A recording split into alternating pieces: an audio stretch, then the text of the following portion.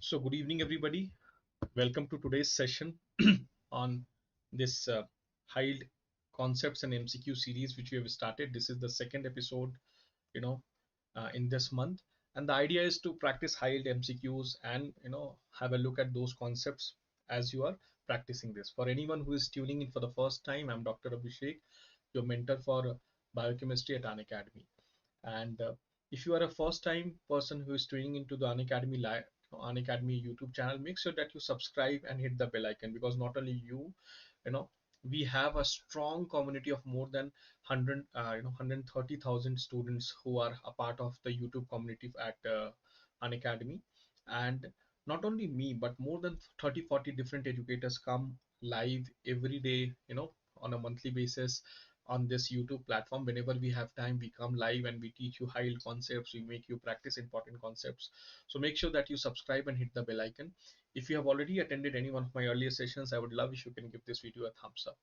And so let's start by MCQ. Before we start, the sponsors for this session, Unacademy, there are a few announcements from their end. First is there is a NEET PG seasons batch which is going to start on 9th of June, that is tomorrow. So basically this is a batch for anyone who was planning to appear for NEET PG this year, because it has been postponed. So there is a chance that they may, there may be a slight dip in their preparation. So this NEET PG seasons batch is only a practice and MCQ and high yield batch for those students. There is a batch for students who are going to appear for their PG exams next year, which will be next for 2022. So there's a batch which has started for that on 9th of June. And then we have a second year batch which has just started for second year students, where we will be talking about pathology, we will be talking about pharmacology, forensic, and micro. So these are the few batches and announcement. Having said that, there is a grand test which is going to be there on Unacademy platform on 11th. It will be a free test, but to unlock the test, you may have to enter an unlock code. So make sure that you unlock the test using Dr. Abhishek 10. This unlock code, Dr. Abhishek 10, and it will unlock and you will be able to give it for free. So let's start the first question for today. Allosteric inhibitor of fatty acid synthesis is. So the first question for today is allosteric inhibitor for fatty acid synthesis is it NAD, is it ATP, is it citrate, or is it long chain acyl CoA? So what is an allosteric inhibitor for fatty acid synthesis? Anyone wants to answer this question? So we know the rate limiting step for fatty acid synthesis. What is that? Basically acetyl CoA.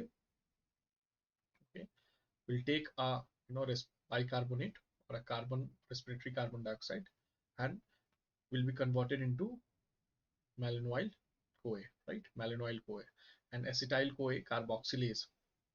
Acetyl CoA carboxylase is the enzyme. So this is the rate limiting enzyme, right? If you all remember. Here, one of the very important key factor is biotin. Biotin is required for this reaction because it's a carbon fixation. One carbon is being added. So if you see, this is a 2-carbon moiety and this becomes a 3-carbon malonyl CoA. Okay. So this is the rate limiting step. Okay, and this is the rate limiting reaction, acetyl CoA carboxylase. So what activates it and what inhibits it? This is the question. So what is the inhibitor for this acetyl CoA carboxylase? Vasundhara says D, long chain acyl CoA. Anyone else? Anyone else wants to answer this question? So Vasundhara, you are correct. The correct answer is D, long chain acyl CoA.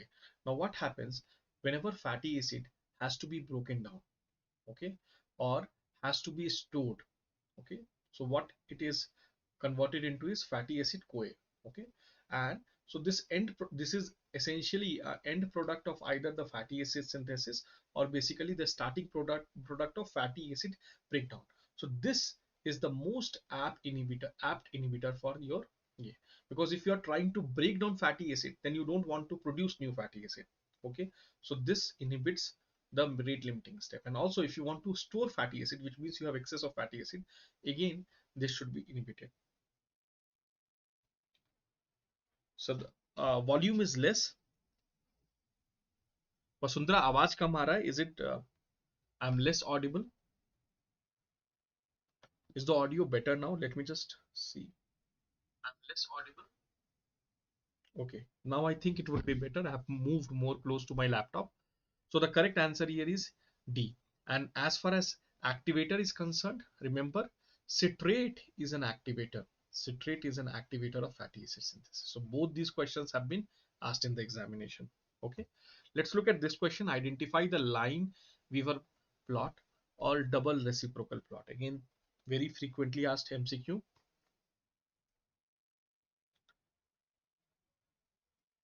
So if you see here, the x-intercept is not changing, whereas the y-intercept is increasing. So what does this signify?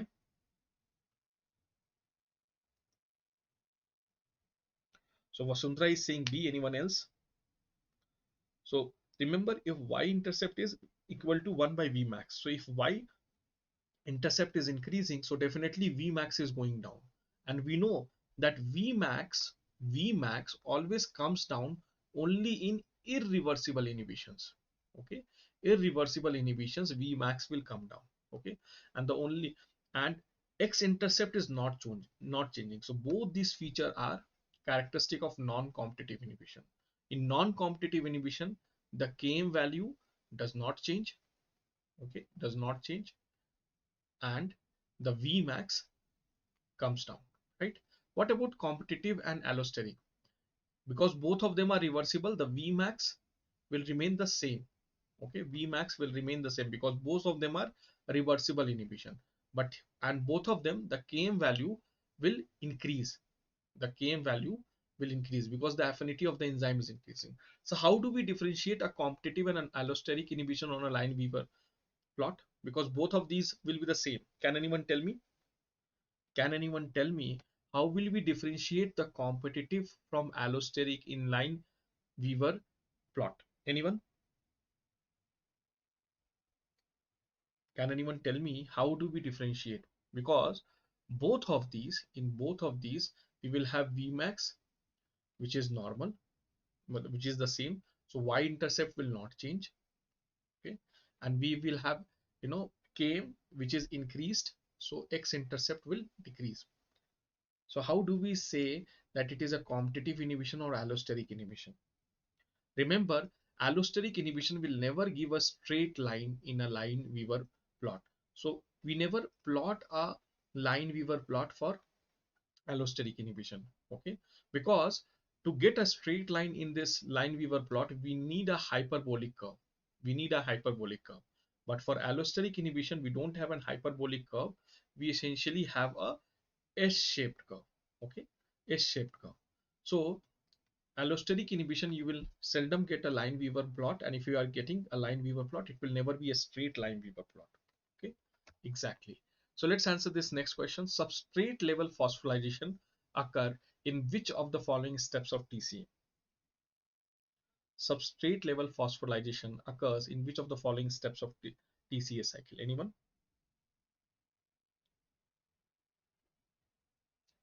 Allosteric में Vmax will not decrease, Vasundhara. Vmax will only decrease. Vmax remains the same. Okay, remember this concept. Let's answer this question. If you want, I can again explain you, but right now answer this question. Is it clear, Vasundhara? Vmax remains the same because for any reversible inhibition, Vmax will not change.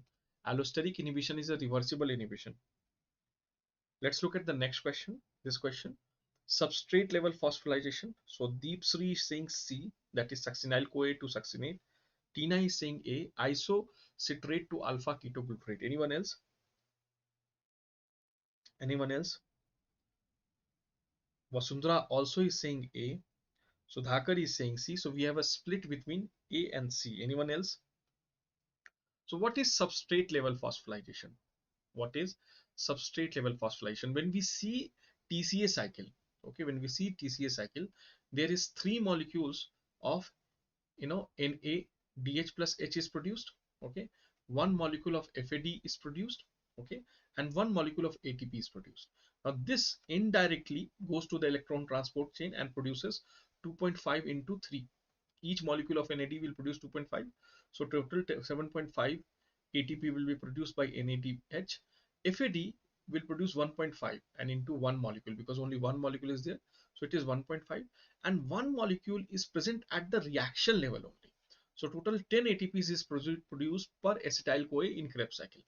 But there is only one step where the ATP, the reaction at that step only generates the energy. Okay, because these are not generated at the reaction level. These are just, you know, concentrated in form of hydrogen, which goes to the electron transport to generate energy. And that step is basically succinyl CoA to succinate. Okay, when succinyl CoA is converted to succinate, succinyl CoA is converted to succinate, you will have production of 1 ATP then and there, and that is called as substrate level phosphorylation. Is it clear, all of you? Is it clear? The correct answer is C here. Okay, and ATP is produced, not GTP. Okay, all the other steps wherever the hydrogen ions are generated, that is not substrate level phosphorylation, because there at the level of reaction no energy is produced. Let's answer this question. Most important analeprotic reaction of TCA cycle is, so which is the most important analeprotic reaction which happens in the TCA cycle?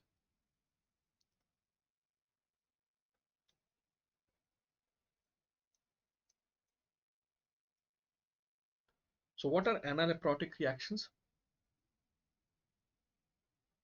So Tina is saying B, pyruvate to oxaloacetate.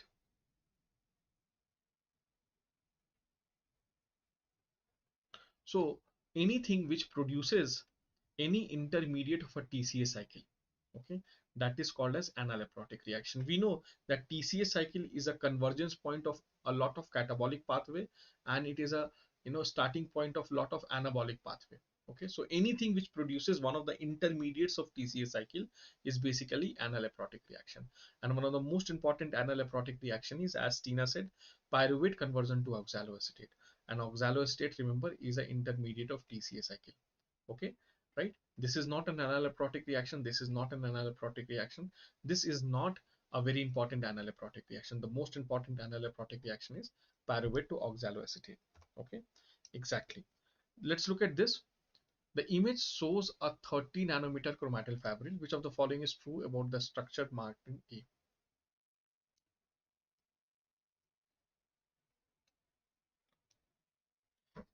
I know I have shown this a couple of times, but many times, every time the student will be getting it wrong. So I'm again showing you this question. 30 nanometer chromatyl fibril. So which of the following is true about the structure marked A? So what is this A? Can anyone tell me? What is this A? What is this A? Anyone? So A is your linker histone. Okay, linker histone proteins. Linker histone proteins. So Vasundhara is saying B. Anyone else? Anyone else wants to answer this question?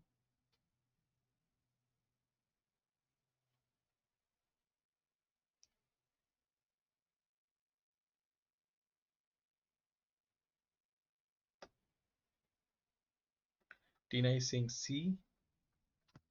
Now remember, histone proteins have to be positively charged. Okay, then only they can bind with the negatively charged DNA. So acidic amino acids, okay, remember they are negatively charged, because all the acidic amino acids, the CWH will be converted into CW negative. So acidic amino acids are negatively charged, whereas basic amino acid NH2 plus hydrogen, because bases will take hydrogen, it will get converted into NH3 plus. So all the basic amino acids are positively charged. So histone proteins are rich in basic amino acids. So this definitely is incorrect. Okay. So are they tightly bound to DNA, and are they primarily composed of H1? Anyone else? Okay. So remember, if you talk about histone proteins, the core histone proteins are very tightly bound to the DNA. Okay, and they are composed of H2A, H2B, H3, and H4, and it is an octamer. So these four units are repeated twice, so it's an octamer, the core histone proteins. Okay, and this linker histone is only composed of H1, and it is loosely bound. So the correct answer is primarily composed of H1. Okay, let's look at this question. Sorry, yeah, this question.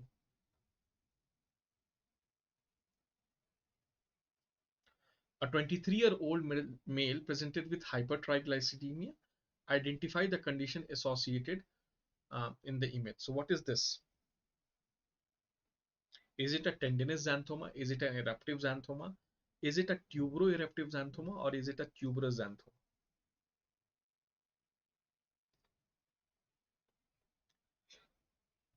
So here one of the clue you have got in the in the A is hypertriglyceridemia. So if there is hypertriglyceridemia, primarily it will be type 1, type 1, okay, hyperlipidemia. So Tina is saying D, tuberous. Shaq is saying B, eruptive.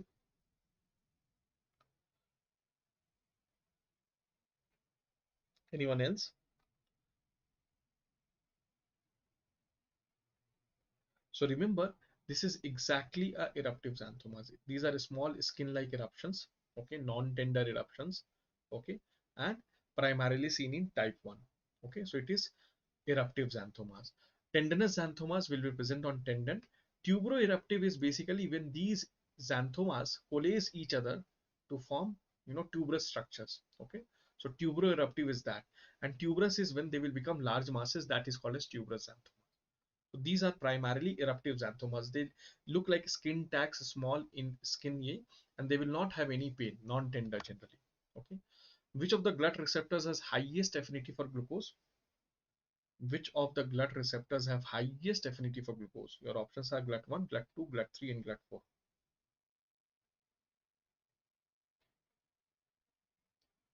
Which of the glut receptors have highest affinity for glucose?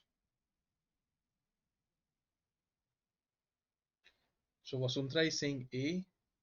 Sak is also saying A. That is GLUT1. Anyone else?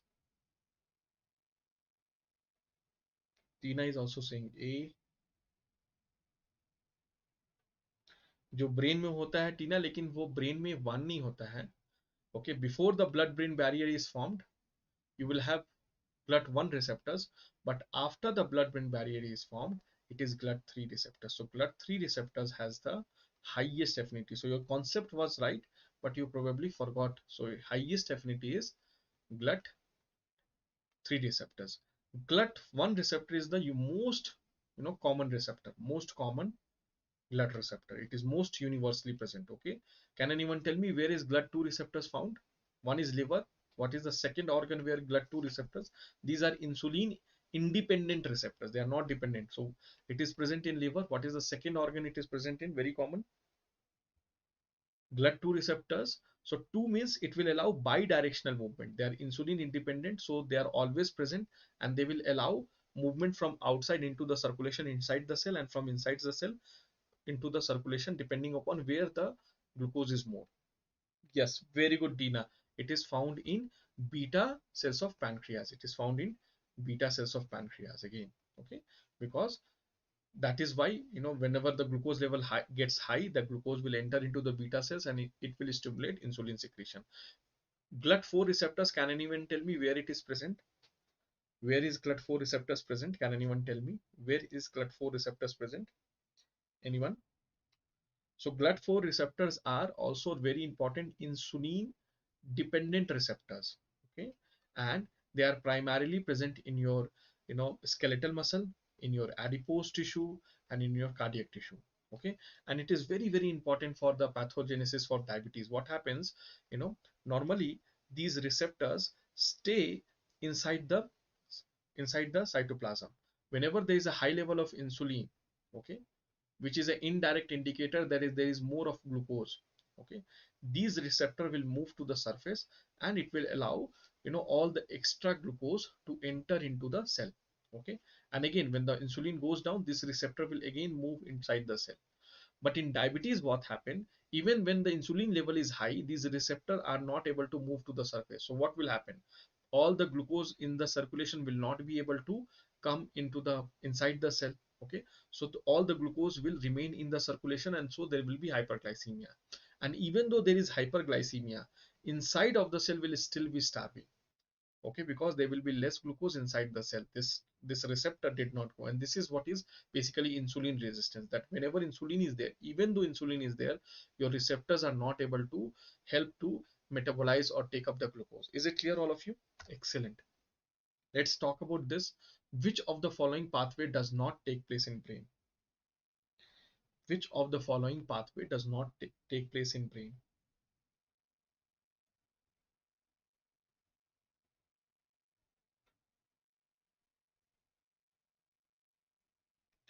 Which of the following pathway does not take place in brain? So your options. So Vasundhara is saying D. Sak is also saying D. Anyone else?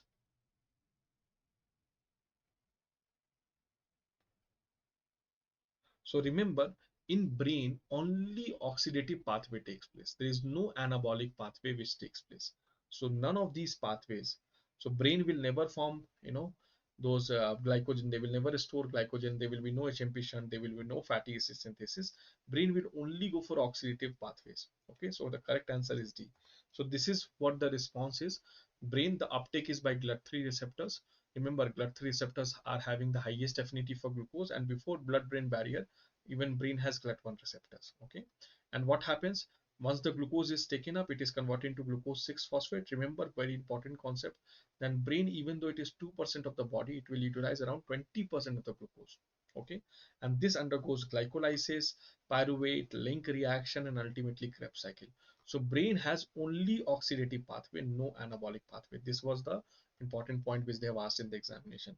And remember, even in starvation, 20% is from ketone bodies and primarily 80% will be still from glucose.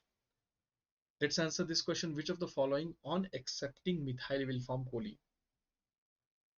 Very good, Dina. Which of the following on accepting methyl will form choline? Guadinoacetate, ethanolamine, carnosine, or creatine?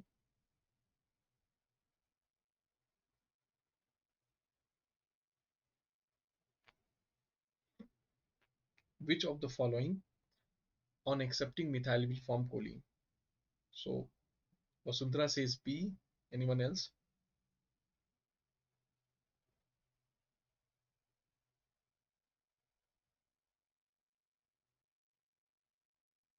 Okay. So guadinoacetate on methylation will form creatine. It is ethanolamine which on acetylation will form, on accepting methyl will form choline. So again, all the methylation products are very, very important. Okay. So guadinoacetate will form creatinine, non-epinephrine will form epinephrine on methylation, epinephrine will form metanephrine on methylation, ethanolamine, choline, carnosine will form anserine, and acetylserotonin will form melatonin. So all these methylation products are very important for examination. Is it clear, Araba? Okay. Let's answer this question. Which of the following variant of PCR can amplify a small amount of target DNA in a sample contained contaminated with other DNA? So which of the following variant of PCR can amplify a small amount of target DNA in a sample contaminated with other DNA? Your options are arbitrary prime PCR, multiplex PCR, nested PCR, and real-time PCR. So Tina is saying C, Dipin is saying C, D. So all of you are saying D. So remember real-time PCR. Okay. So first of all, this situation, let me explain you this situation. So let's say you go to a crime scene and the patient's blood is everywhere, but in that DNA sample, there is also the DNA sample of the suspect. Okay. So, but because the patient blood is maximum, so and you want to amplify only the suspect DNA. You want to amplify it for testing only the suspect DNA. So in this case, what is happening? The total amount of DNA is very high and the amount of suspect DNA is very low, but you want to amplify only the suspect DNA. So this is the condition. And in that condition, what we do is we use two set of PCR. First, we do a PCR with outer primer so that the suspect DNA is amplified. Okay. And then we do a amplification using an inner primers. So two set of primers is used to increase the sensitivity and specificity of the reaction, and that is called as nested PCR. So nested PCR is when the you know DNA, the target DNA to amplify is in very small concentration as compared to the total DNA. What is multiplex PCR? Multiplex PCR is basically, normally we identify only one particular segment. We amplify only one particular segment of DNA. Okay, and so we use only one set of primers. Okay, we use only one set of primers. But imagine in the same PCR reaction, we are amplifying multiple sets of DNA by using multiple sets of primer. So this is called as multiplex PCR, same as a multiplex movie creator. Real-time PCR, basically PCR is a qualitative technique that you amplify it. Real-time PCR is that when we add certain dyes to the amplification process or certain probes, we not only are able to amplify, but we also know the how much amplification has happened. So that is called as real-time PCR. Okay, it is basically to know how much amplification has happened or what was the initial viral load. Arbitrary primed PCR, basically it is only used for research purposes, and here we use random primers. We use random short primers just to know, have random segments getting amplified. Okay, so this is very. Let's look at this question. All of the following are true about xanthine oxidase. All of the following are true about xanthine oxidase except, sorry, the word except is missing.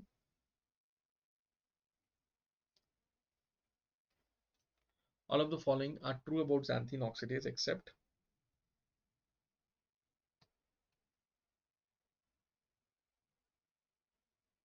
contains iron, contains molybdenum, contains flavoproteins, produces S2O.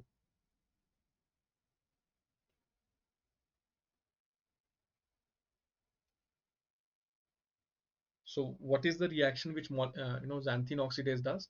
It will convert xanthine into uric acid. Into uric acid. Okay, xanthine oxidase. Now there are three very important characteristics. All these three are important part of xanthine oxidase. Only thing is it does not produce S2O. In fact, it is one of the major sources of hydrogen peroxide. So it produces S2O2, hydrogen peroxide, and not water.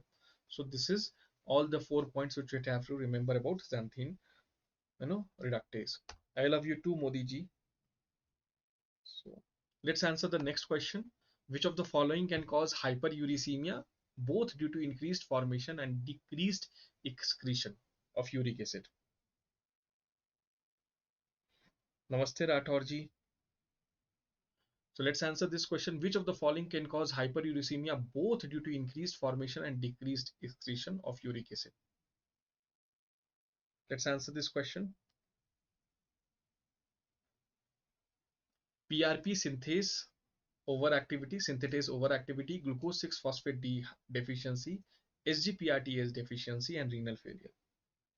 So which of these following will increase both formation as well as decreased excretion?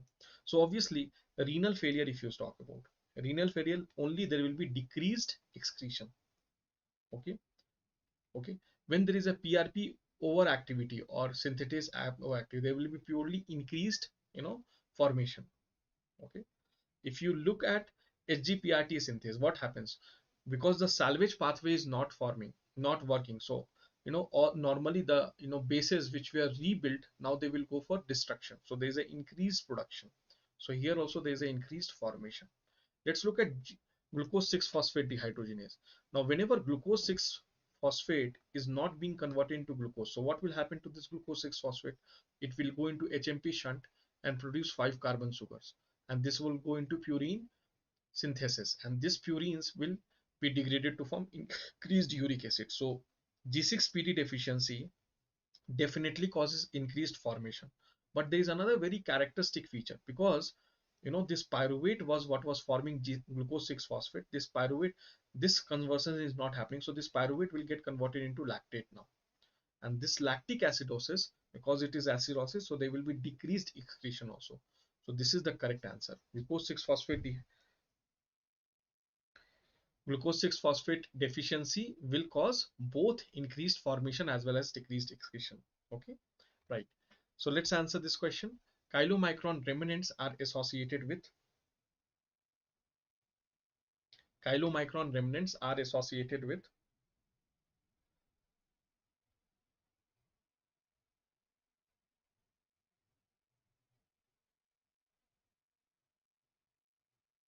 ApoA, ApoB100, ApoE, or ApoC. So chylomicron remnants are.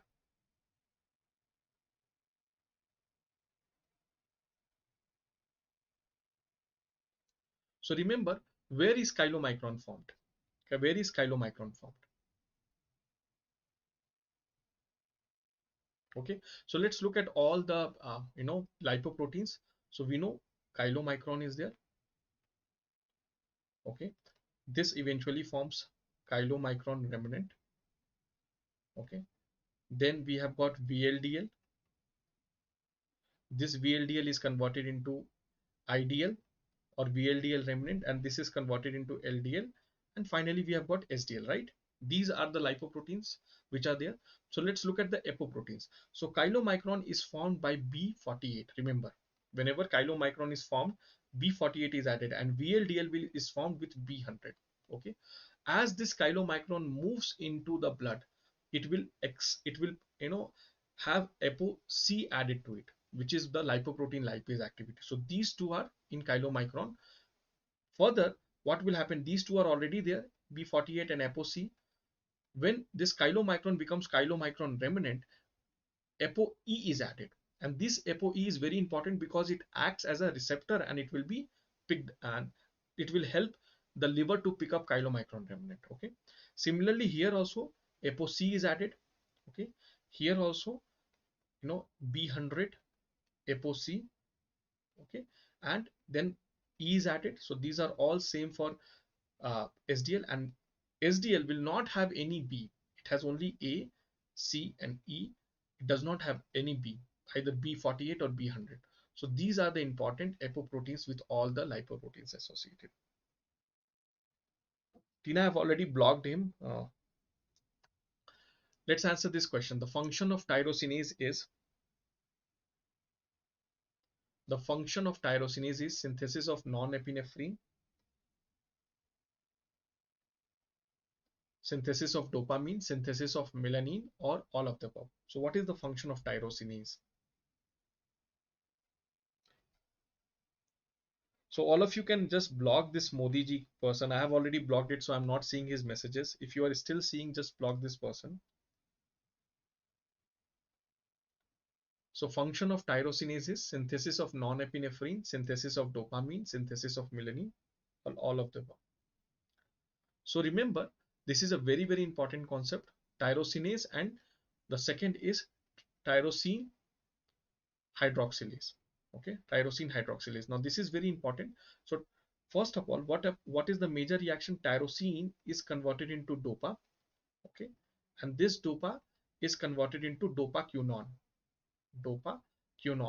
and this dopaquinone breaks down into your skin pigment, pheomelanin and eumelanin. Okay, and this reaction is basically catalyzed by your tyrosinase. This reaction is catalyzed by your tyrosinase. So tyrosine to dopa and dopa to dopaquinone. Both these reactions are basically, and this is the pathway for synthesis of melanin. Okay.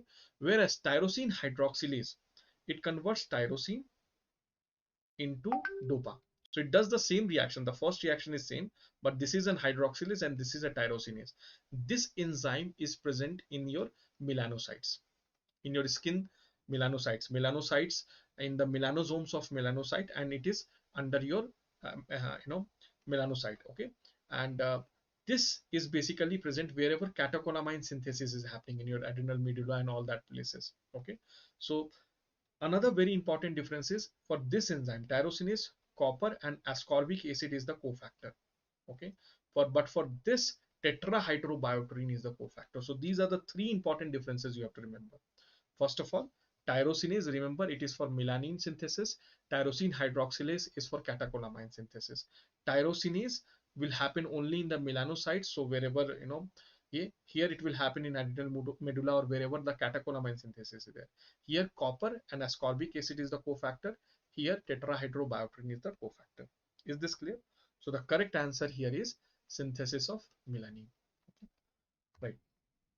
So we have come to the end of today's session. One question which I take on every session is one of the questions which student keep on asking is, which is the best source of solving MCQs?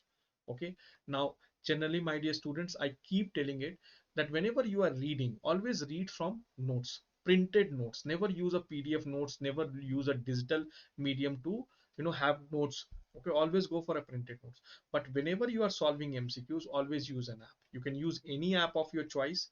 Okay, most of the apps are there. I can talk about Unacademy where we have 34,000 questions.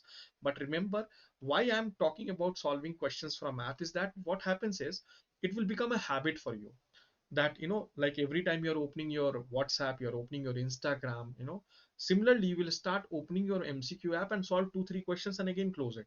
So solving MCQ will become a part and parcel of your entire day, and even without realizing, if you get develop this habit of solving MCQs on your app, you will be solving 50 100 MCQs even without, yeah, whenever you get a time, whenever you are having a cup of tea, or whenever you feel bored, you just open, solve 2 MCQs and then close it. So this is very very important. Any app you can talk about, but I'll talk about Unacademy, the sponsors for this session, where we have around 34,000 MCQs. The best part is it is based on the latest pattern, not some old MCQs. And you know about the Plus subscription as well as the Unacademy Iconic subscription, where both Unacademy and Prep Ladder is there. In case you want to, take this offer earlier, this the same offer was for 92,000 for 3 years. Now it is as low as 58,000, and you can use, code Dr. Abhishek 10. And if you want, you can hit me on Telegram, and I'll, if there are some special coupons available with me, I'll share that with you if you're planning to join an academy. Okay. There's another offer for short-term students who are planning to appear for this year NEET PG, that is buy for 3 months get 1 month free, and for 1 year student, buy for 2 months and you will get 2 months free. So these are some offers from One Academy. If you're planning, please do hit me on Telegram, and I'll see whatever, if there is some special coupons from my end, I'll definitely share with you. Okay, so this is it. You will be on Unacademy app. You can use this discount kit and get directly 10% off. Right. So thank you everybody. Thank you so much. So I'm just because if you want me to, this is my Telegram channel. So you can all search for Dr. Abhishek 10, and if you want specific sessions कि sir ये topic पे मेरे को doubt है, you just message me, or even on an academy app, just message me the topic name. I'll make sure that I'll have 4 or 5 MCQs on that topic, and I will practice it and make sure that you understand the theory of that topic. Okay, is this clear, all of you? So make sure that you message me either on Telegram. I was not very active on Telegram, but recently I've started being, you know, seeing Telegram very often, and on Unacademy app. So either ways, you just send me a message. Sir, HMP shunt, I want some practice, some question, or translation, or genetic code, or this technology, whatever you feel like, just message me, and I'll make sure that I'll in the next session I'll have 4 or 5 questions on that. Okay. Definitely last session I had. Next session again I'll have more clinical oriented questions. Okay. Thank you so much. Thank you so much, everybody. It was such a pleasure interacting. Vasundhara, Tina, you know, then we had got Deepsri, we had got Sudhakar in our session, we had got Maruti, we had got Sheikh, Nasir, you know, we were disturbed by this Modi ji fellow. Okay, we can't do anything about him. RK Rathor was there, Araba was there. Okay, Yo-Yo was there. So thank you so much, Sweta. I think just joined. Hi, Sweta. Thank you so much, guys. Thank you so much for attending the session. Again tomorrow at 9 8:30 we will meet for next session. Thank you. Take care.